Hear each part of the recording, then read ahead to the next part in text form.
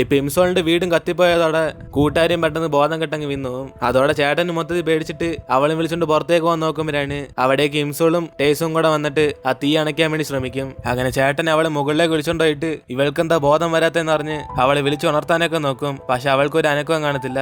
ഇതോടെ ഇംസോളിന്റെ ചേട്ടന് മൊത്തത്തിൽ പേടിച്ചു പോയിട്ട് ഒരാളുടെ ജീവൻ രക്ഷിക്കാൻ വേണ്ടി കിസ് ചെയ്താലും കുഴപ്പമില്ലെന്ന് പറഞ്ഞ് ചേട്ടനും പെട്ടെന്ന് അവൾക്ക് ശ്വാസം കൊടുക്കാൻ വേണ്ടി പോകും. അപ്പനാണ് അതേസമയം അവളും കണ്ണുറന്ന ഉടനെ ഇവനിങ്ങനെ അടുത്തേക്ക് വരുന്നുണ്ട് അവന്റെ വായി നോക്കി ഒറ്റ രടിച്ചും കൊടുക്കും. അപ്പരാണ് ഫ്രണ്ടിലത്തെ പല്ലും ഇളകി പോകുന്നത്. ഇതേ സമയം ഇവരാ തീ അണയ്ക്കുമ്പോഴാണ് അവൾ അവസാനം അപകടം നടക്കാതെ തടയാൻ പറ്റിയെന്ന് അവൾ സന്തോഷത്തിരിക്കും. കാരണം ഇവളിപ്പോ വന്നില്ലെങ്കിൽ ഈ തീ അപകടത്തിൽ അവളുടെ അമ്മയുടെ കൈ തന്നെ പോകും. അങ്ങനെ അവൾ അതാലോചിച്ച് സന്തോഷത്തിൽ കിം ടേസുങ്ങിന് താങ്ക്സ് പറയും. കാരണം അവൻ മാത്രം ഇപ്പൊ കൊണ്ടാക്കില്ല, ഇവൾക്ക് ഇതൊന്നും സാധിക്കത്തില്ലായിരുന്നു. അതുകൊണ്ട് അവളുടെ വിധി മാറ്റിയതിന് താങ്ക്സ് പറയുമ്പോഴാണ് അവന് നാണം വന്നിട്ട് ഓരോ ഡയലോഗും പറഞ്ഞ് ഇവൻ ഇംപ്രസ് ചെയ്യാൻ നോക്കുകയാണെന്ന് ചോദിക്കും. അങ്ങനെ ഇവരുണ്ട് ഇവിടെ സംസാരിച്ചോണ്ടിരിക്കുമ്പോഴാണ് അതേസമയം സുൻജി അവന് ഇനി സ്വിമ്മിങ് ചെയ്യാൻ പറ്റാത്തോണ്ട് അവന് വീട്ടിൽ തന്നെ റെസ്റ്റ് എടുത്തോണ്ടിരിക്കും. അപ്പനാണ് അതേസമയം അവിടേക്ക് അച്ഛനും വന്നിട്ട് ഇവനെ വിളിച്ചോണ്ട് പുറത്തേക്ക് പോയി സംസാരിക്കും. അങ്ങനെ അച്ഛനും ഇവന്റെ ഷോൾഡർ ഇഞ്ചുറിയുടെ കാര്യമൊക്കെ എന്തിനാ പറയത്തെന്ന് പറഞ്ഞ് അവൻ അടിച്ചതിന് അച്ഛന് സോറി ചോദിക്കും. ഇതോടെ അവനും കരഞ്ഞിട്ട് അവൻ സത്യം പറയാത്തതിന് അച്ഛനോട് സോറി ചോദിക്കുമ്പോഴാണ് ഇവന് സ്വിമ്മിങ് ചെയ്യുന്നില്ലേ പോലും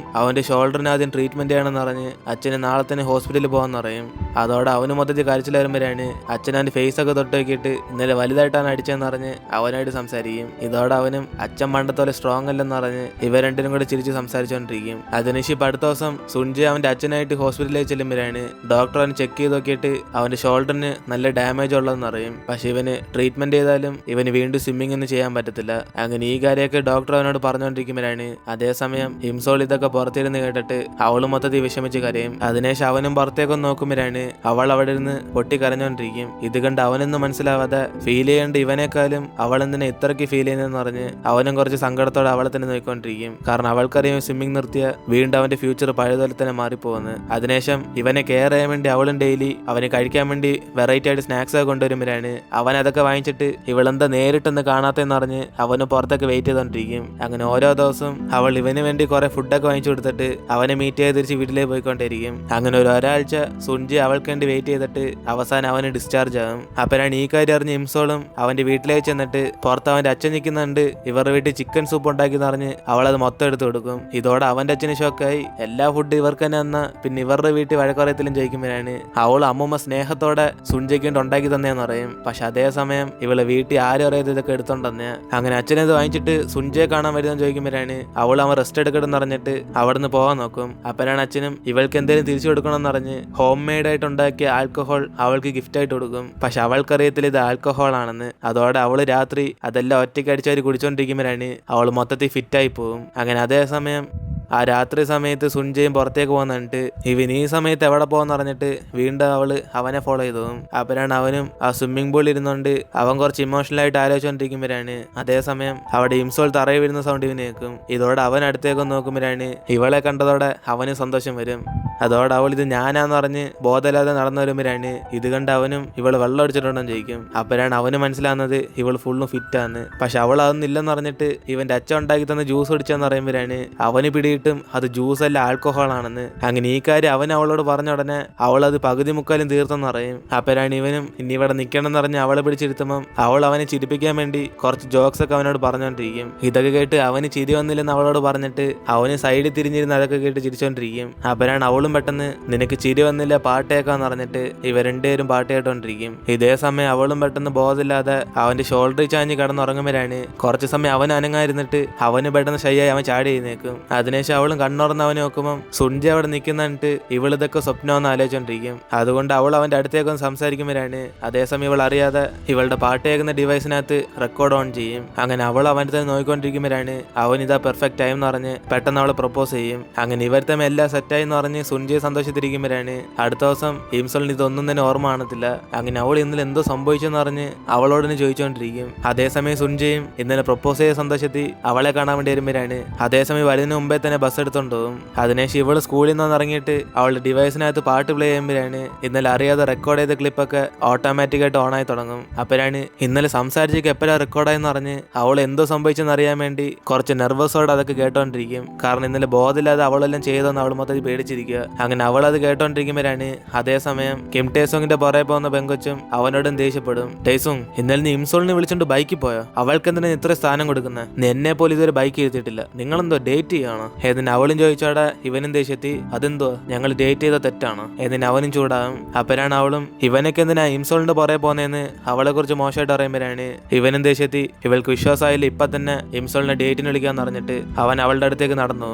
അതേസമയം സുൻജയും അടുത്ത ബസ്സിൽ സ്കൂളിൽ നിന്ന് ഇറങ്ങുമ്പോഴാണ് ഇംസോൾ അവിടെ ദൂരെ പോകുന്നിട്ട് ഇവനെ സന്തോഷിച്ച് അടുത്തേക്ക് ഓടി ചെല്ലും. അപ്പോഴാണ് കറക്റ്റ് അതേസമയം ഇവളുടെ ഫ്രണ്ട് കിം ടേസോങ് വന്ന് നിൽക്കുമ്പോൾ ഇവളെ ഹെഡ്സെറ്റ് എടുത്ത് മാറ്റും. അപ്പോഴാണ് അതേസമയം ഇന്നലെ സുൻജ അവൾ പ്രപ്പോസ് ചെയ്ത കാര്യങ്ങളൊക്കെ ഇവള് കേൾക്കാതെ പോകുന്നത്. അങ്ങനെ ആ സമയം തന്നെ ഇവനും നിനക്ക് ഇഷ്ടമാണെങ്കിൽ നമുക്ക് ഡേറ്റിന് പോകാന്ന് പറയുമ്പോഴാണ് ഇത് കേട്ട് അവിടെ ഇരിക്കുന്ന എല്ലാവരും ഷോക്കാകും. കൂടാതെ സുൻജയും കേട്ട് ദേഷ്യത്തിരിക്കുമ്പോഴാണ് പെർഫെക്റ്റ് ആ സമയം തന്നെ ഇവള് ടൈം ട്രാവൽ ചെയ്ത് വീണ്ടും ഫ്യൂച്ചറിലേക്ക് പോകും. അതായത് ഇവൾ എവിടെ നിന്നാണ് ടൈം ട്രാവൽ ചെയ്ത് ആ സ്ഥലത്ത് തന്നെ നിൽക്കുക. അങ്ങനെ അവളൊന്നും മനസ്സിലാതെ കൺഫ്യൂസ് ആയിരിക്കുമ്പോഴാണ് അതേസമയം ഇവള് ടൈം ട്രാവൽ ചെയ്ത് വന്ന ഉടനെ ഇപ്പൊ പാസ്റ്റിലുള്ള ഇംസോളിനെ കാണിക്കുവാണ്. അങ്ങനെ അവൾക്ക് ബോധം വന്നോടെ ഫ്രണ്ട് കിം ടേസോങ്ങും ഇവന്റെ കൂടെ ഡേറ്റിന് എഴുതാൻ ചോദിക്കുമ്പോൾ ഇവളെ സന്തോഷത്തിൽ തീർച്ചയായും വരാന്ന് പറഞ്ഞ് അവൻ ഓക്കെ പറയും. കാരണം ഇത് ആ സമയത്തുള്ള ഇംസോള, അവൾക്കിപ്പോ കിം ടേസോങ്ങിനെ ഇഷ്ടം. അങ്ങനെ ഇവൾ അവൻ ഓക്കെ പറഞ്ഞോടെ ഇത് കേട്ട് സുൻജ മതി തകർന്നു.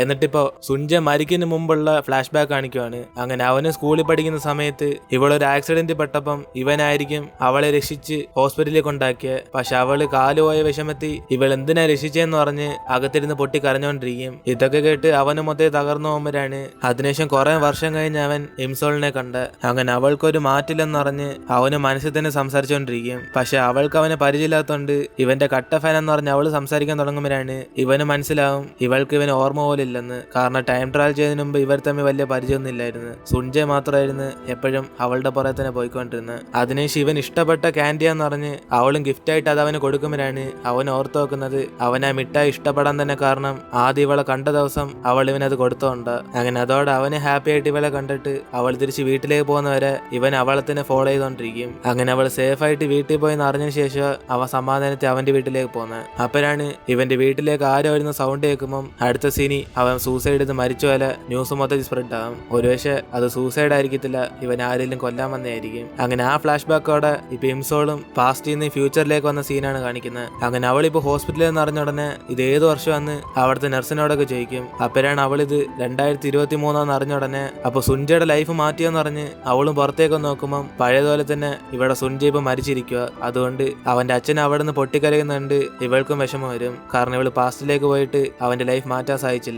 അതിനുശേഷം അവൾ അവിടെ നിന്ന് കരഞ്ഞോണ്ടിരിക്കുമ്പോഴാണ് ഇവളെ കണ്ടിട്ട് സുൻജയുടെ കൂട്ടുകാരനും അവനൊരു ഫോട്ടോ അവളുടെ കൊടുക്കാൻ വേണ്ടി പറയും. അങ്ങനെ അവന്റെ സ്റ്റാഫ് ഈ ഫോട്ടോ അവളുടെ കൊടുക്കുമ്പോൾ ഇത് കണ്ട് അവൾ ഷോക്കാവും. കാരണം ഇവള് ടൈം ട്രാവൽ ചെയ്ത് പോയതിനു ശേഷം ഇവർ ഈ ഫോട്ടോസ് ഒക്കെ എടുത്ത്. അങ്ങനെ അതും കണ്ടിട്ട് അവള് അപ്പൊ നടന്നൊന്നും സ്വപ്നമല്ലെന്ന് അവൾക്ക് വിശ്വാസം വരും. അതോടെ അവള് സന്തോഷത്തി അപ്പൊ ഒന്നും കൂടെ ആ സ്ഥലത്ത് നിന്ന് ടൈം ട്രാവൽ ചെയ്യാൻ പറ്റുമെന്ന് പറഞ്ഞ് അവൾ അന്ന് രാത്രി തന്നെ വീണ്ടും ആ സ്ഥലത്തേക്ക് ചെല്ലും. അങ്ങനെ കറക്റ്റ് അവൾ എവിടെ കിടന്നാണോ ടൈം ട്രാവൽ ചെയ്ത് പോയ അതേപോലെ ആ കനാലിൽ വീണിട്ട് ഇവൾ ആ വാച്ചിൽ നിൽക്കി പാസ്റ്റിലേക്ക് പോകാൻ നോക്കുമ്പോഴാണ് അതിപ്പോ വർക്ക് ചെയ്യത്തില്ല. ഇതോടെ അവളും മൊത്തത്തിൽ പേടിച്ചു പോയിട്ട് ഇപ്പൊ മാത്രം എന്തോ പോകാൻ പറ്റത്തില്ലെന്ന് പറഞ്ഞ് അവളും കരഞ്ഞോണ്ടിരിക്കും. അതിനുശേഷം അവൾ ഒന്നും ചെയ്യാൻ പറ്റാതെ തിരിച്ച് വീട്ടിലേക്ക് വന്നിട്ട് സുൻജ മരിച്ചുപോയ ആലോചിച്ച് അവളും വിഷമിച്ചോണ്ടിരിക്കും. അപ്പോഴാണ് സുൻജയുടെ കൂട്ടുകാരനെ അവള് ഫോൺ വിളിച്ചിട്ട് അവസാനമായിട്ട് ഇവളല്ലേ സുൻജയെ കണ്ടെന്ന് പറഞ്ഞ് അവനും വിഷമിച്ചോണ്ട് അവളോട് സംസാരിക്കും. അതിനുശേഷം അവനും സുൻജ ഇവളോട് എപ്പോഴും സോറി പറയാൻ ഉദ്ദേശിച്ചിട്ടുണ്ടെന്ന് പറയുമ്പോഴാണ് അവളൊന്നും മനസ്സിലാവാതെ എന്നോട് എന്തിനാ സോറി ചോദിക്കുന്നതെന്ന് പറഞ്ഞ് അവൾ തിരിച്ചു ചോദിക്കും. പക്ഷെ അതിനുമ്പത്തിന് ആ കോള് കട്ടാകുമ്പോഴാണ് ഇവള് മൊത്തം ടെൻഷൻ ആയിരിക്കുമ്പോൾ അതേസമയം കറക്റ്റ് 12 മണി ആയതോടെ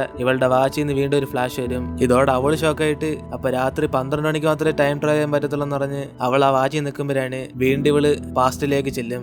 പക്ഷെ ഇവിടാണ് ഇപ്പൊ കുറെ മാസം കഴിഞ്ഞ്. അങ്ങനെ ഇവൾക്ക് പ്രേതം പിടിച്ചെന്ന് പറഞ്ഞ് ഇവളുടെ ഫാമിലി മൊത്തത്തിൽ ഒരാളും വിളിച്ചോണ്ട് ഇവൾക്ക് പ്രാർത്ഥന ചെയ്തോണ്ടിരിക്കും. അപ്പോഴാണ് അവളും കണ്ണുറന്നിട്ട് ഭാഗ്യം വീണ്ടും തിരിച്ചെന്ന് പറഞ്ഞ് അവളെ സന്തോഷപ്പെടുമ്പോഴാണ് ഇത്രയും നേരമായിട്ട് നിന്നെ വിളിച്ചിട്ട് ഇപ്പോഴാണ് എഴുന്നേക്കുന്നതെന്ന് പറഞ്ഞ് ആ ലേഡി ഇവളുടെ അടുത്തേക്ക് വരും.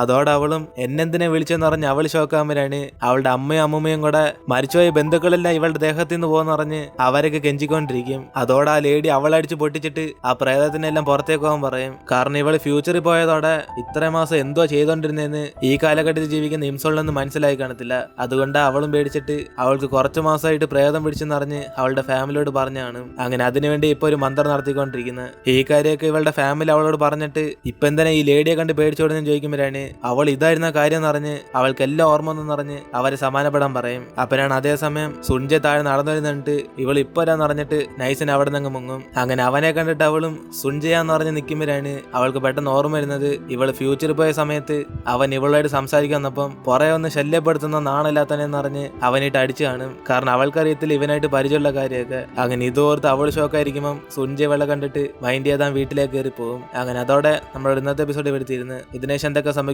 നമുക്ക് അടുത്ത എപ്പിസോഡിൽ കാണാം. വീഡിയോ ഇഷ്ടപ്പെട്ട വീഡിയോ ലൈക്ക് ചെയ്തിട്ട് മറക്കാൻ നിങ്ങളുടെ ഫ്രണ്ട്സിനും കൂടെ ഷെയർ ചെയ്യുക. സോ ഇനിയിപ്പോൾ നമുക്ക് അടുത്ത എപ്പിസോഡിൽ കാണാം.